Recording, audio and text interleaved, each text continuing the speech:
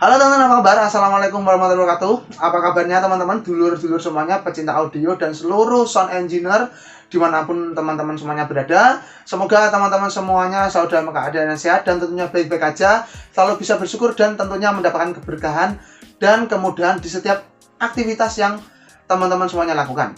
Oke dulur sound engineer ya. Jadi yang pertama saya mau ucapkan terima kasih buat rekan-rekan semuanya yang telah mendukung channel ini agar tetap lebih baik, tetap berkembang menjadi lebih baik, baik itu dengan cara yang mungkin enak dilihat dan didengar ataupun yang tidak, baik dengan cara like dan subscribe ataupun dengan cara komentar atau dengan cara caci makian, itu nggak masalah bagi kami. Yang jelas semuanya itu tentunya menurut kami, menurut saya juga itu menjadi hal yang tetap positif untuk mendukung kita menjadi lebih baik. Oke, di video kali ini jadi ada beberapa yang mau saya soroti, bukan soroti sih, saya ingin sependapat untuk berpendapat. Jadi saya ingin sependapat untuk berpendapat dengan apa yang telah diucapkan oleh Mas Bre ya. Jadi di konten YouTube-nya Mas Bre itu ada yang terbaru kemarin tuh tentang klarifikasi tentang konflik yang terjadi baru-baru kemarin ya teman-teman ya. Nah, langsung aja kita ke videonya karena ada beberapa, jadi mungkin akan lama. Kita lihat dulu videonya, kita simak. Mungkin nggak semuanya yang saya soroti, tapi saya ambil yang inti-intinya saja ya teman-teman ya. Kita lihat dulu. Bukan baper sih, artinya mungkin gak enak hati terus saya yang dapat imbasnya. Akhirnya saya yang ditantang-tantang, terus akhirnya sampai seperti ini. Kalau masalah dibully, masalah kita dihina, itu sudah hal yang biasa. Kita sebagai public figure harus siap dibully, siap untuk menerima hujatan. Kalau masalah dibully sih lebih berat saya. Saya ini satu-satunya sound system Indonesia yang tahan bulian. Dan saya sudah sangat terbiasa dengan bulian. Saya ingat juga mungkin ada teman-teman yang sudah tahu bahwa kita datang di Sumber Sewu, kita masuk sudah langsung dibully, wah ramai sekali. Cuman ya memang begitulah. Jadi memang begitu, memang budayanya begitu, dan itu memang harus ada. Sebuah bulian itu kalau cara kerja saya sih harus ada. Bulian mencerminkan mungkin kita harus introspeksi diri, kita harus lebih berkembang lebih baik lagi, ataupun kita bisa biar kita memicu kita untuk lebih maju lagi. Bukan hinaan, jangan dianggap hinaan. Jadi sebuah bulian itu jangan dianggap hinaan, biar kita tidak sakit hati. Oke ya teman-teman ya, jadi di sini untuk ini yang dijelaskan oleh Mas Bre bahwa memang ya kita semua ya teman-teman ya, khususnya kita khususnya bagi orang-orang atau rekan-rekan kita yang menjadi public figure, khususnya mereka ya, khususnya bagi orang-orang yang menjadi public figure, dan tentunya untuk kita juga, untuk kita semua juga, bahwa memang kita harus tahan terhadap bulian ya, terhadap ya apapun itu yang mungkin tidak enak didengar, karena memang hal itu tentunya itu sebenarnya baiklah untuk kita, memang baik, tergantung kita menyikapinya. Bahwa salah satu contohnya ya ini, ketika Mas Bre dan audionya Brewok ketika masuk ke Sumber Sewu kemarin, nah seperti yang dijelaskan bahwa memang kita semua juga bisa melihat ya, kemarin di videonya banyak sekali itu ketika baru masuk itu Brewok banyak mendapatkan bulian, banyak mendapatkan ejekan ya, misalnya seperti itu. Nah tapi ya fine-fine aja gitu ya, oke-oke aja gitu, karena apa ya, dari pihak Mas Bre dan Brewok sendiri itu menganggap memang bulian itu sebenarnya bisa positif. Nah bisa menjadi hal yang positif ketika kita tanggapi dengan positif juga, ketika kita bisa mengambil hal positif dari bulian itu. Jadi ya memang kita harus lebih dewasa lah mungkin lah untuk menyikapi bulian itu seperti apa. Nggak perlu merasa terhina dengan bulian itu sendiri ya teman-teman ya. Karena memang ya bulian itu bisa menjadi cross check juga untuk kita. Bully, ejekan, kemudian kritikan itu bisa menjadi cross check bagi diri kita sendiri ya teman-teman ya, agar menjadi hal yang lebih baik ya. Ini yang dijelaskan Mas Bre ini sangat bagus juga, sangat positif. Oke, lanjut kita ke video selanjutnya. Tidak ada sound yang sempurna. Tidak ada sound itu yang paling sempurna, tidak ada. Tergantung yang menonton itu siapa. Kalau kita di Jawa Timur, clarity mungkin dikesampingkan.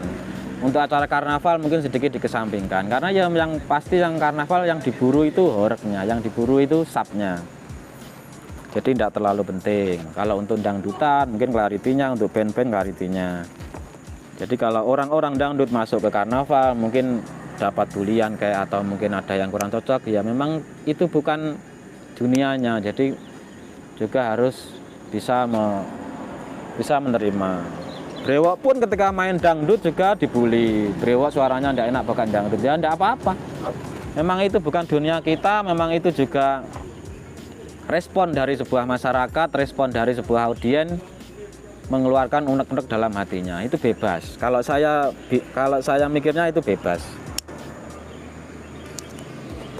Jadi tidak perlu sakit hati, tidak perlu terbawa suasana. Yang penting kita tetap berkarya saja, menyuguhkan yang terbaik. Nanti juga akan dengan sendirinya akan hilang dan juga akan mendapatkan hasil yang baik. Oke, jadi memang ya ini sangat benar ya yang disampaikan oleh Mas B ya. Memang sangat benar, tidak ada audio yang sempurna ya. Memang nggak ada yang sempurna, emang nggak ada yang sempurna. Kesempurnaan hanya milik Tuhan ya. Jadi memang tidak ada yang sempurna. Tentunya juga pada audio. Jadi semua itu tergantung, memang tergantung ya. Ini apa ya? Memang pendapat ini sebenarnya sudah apa ya?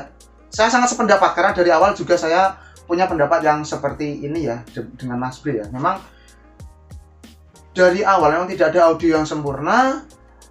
Kemudian semua itu juga tergantung pada keadaan ya, intinya pada keadaan kondisi. Misalnya ya kondisinya memang pada saat itu memang sedang karnaval atau audionya memang dipakai untuk karnaval, itu akan sangat berbeda dengan apabila audionya dipakai untuk acara live dangdut seperti itu.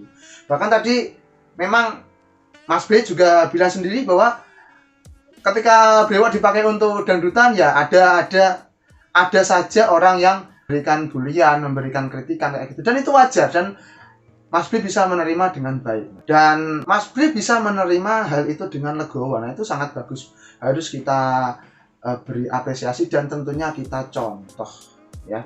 Jadi ya memang nggak perlu merasa apa ya, tersinggung atau apapun itu yang bisa menyebabkan apa ya, timbulnya ketidaknyamanan. Dan kemudian ya tentunya ya kita tinggal tunjukin aja ya. Kita tinggal tunjukin aja sesuai dengan bidang kita yang bekerja di bidang audio ya, silakan audionya diperbagusin lagi, ya intinya dibuat lebih bagus lagi agar ya pada akhirnya nanti juga kita sendiri yang akan menerima hal baik. Pasti seperti itu. Oke, kita lanjut ke video selanjutnya ya teman-teman ya. Saya memang dulu banyak bulian. Saya pertama muncul sangat dibully juga, itu sonapa. Ya enggak apa-apa. Dianggap aja itu memang cerita dan itu memang lika-liku sebuah perjalanan dari sound.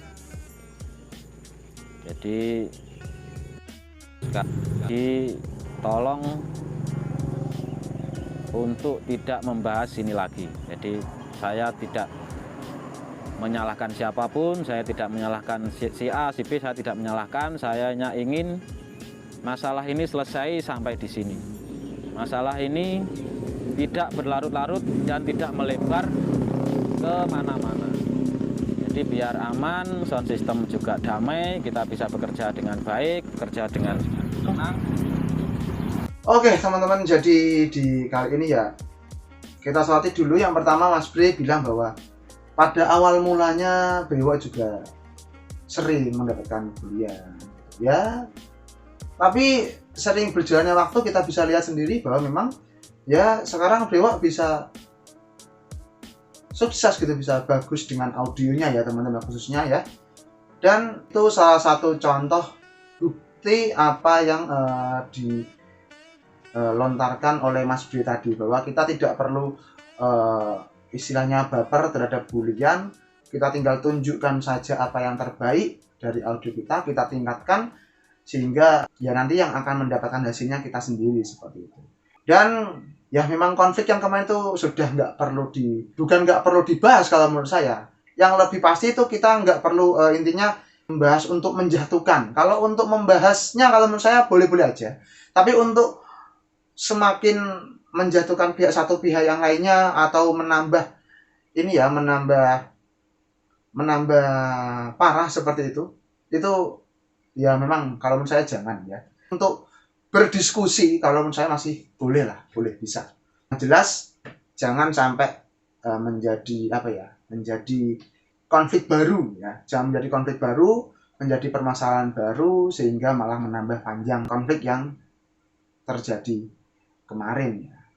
Oke, kita lihat video selanjutnya terakhir. Tanpa ada rasa kebencian, tanpa rasa ada nggak suka sama satu sama lain.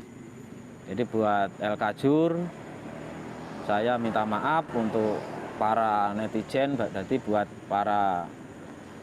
netizen yang mungkin membuli ataupun yang membuat sakit hati. Jadi saya selaku ownernya meminta maaf, dan mudah-mudahan ke depan bisa menjalin hubungan yang baik. Dan buat Sinar Musik ya mungkin ya tetap kita jaga persaudaraan, ya ke depan juga kita bisa lebih baik lagi. Oke, jadi seperti itu ya tadi yang dijelaskan oleh Mas Bre. Kita bisa mengambil contoh ya dari apa yang telah dilontarkan oleh Mas Bre, bahwa kita bisa melihat kedewasaan dari Mas Bre. Beliau meminta maaf kepada pihak El Kajur. Tapi kalau di sini ya kenapa bisa sangat kita harus mengambil contoh? Ya memang dari awal kita tahu pihak Mas Bre dan Brewok sendiri itu tidak memiliki kesalahan apapun. Tapi beliau dengan senang hati mengucapkan permintaan maaf terhadap El Kajur. Ya ini harus dicontoh untuk semua rekan-rekan pecinta audio juga.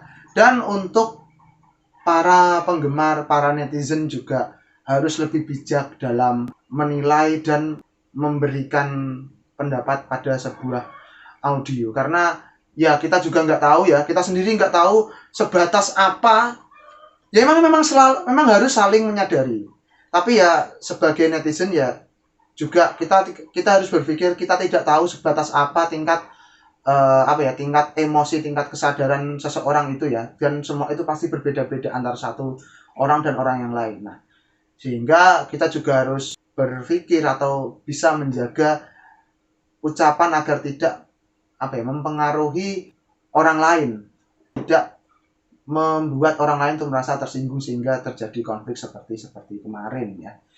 Nah, itu ya yang memang sangat harus diperhatikan gitu ya.